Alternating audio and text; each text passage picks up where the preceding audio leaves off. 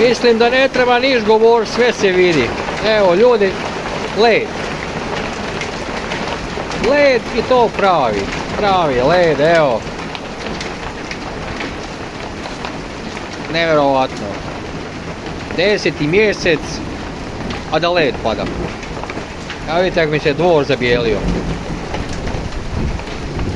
Jaki vjetar, sjeveroistočni. Evo, smanjiva se sad, nisam odmah počeo snimat na samom početku.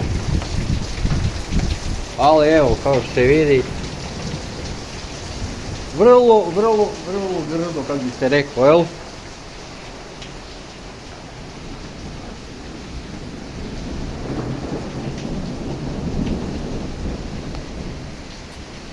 Da.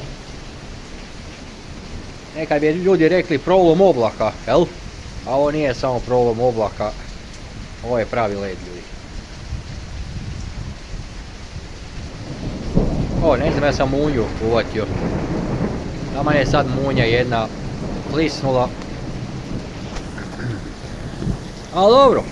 Evo ljudi, to je to za sad. Od mene. Ne znam, ja sam dobro okrenio mobitel. Možda jesam, možda nisam. Evo, pojavljuje se farmer Ivan jer led i dalje pada.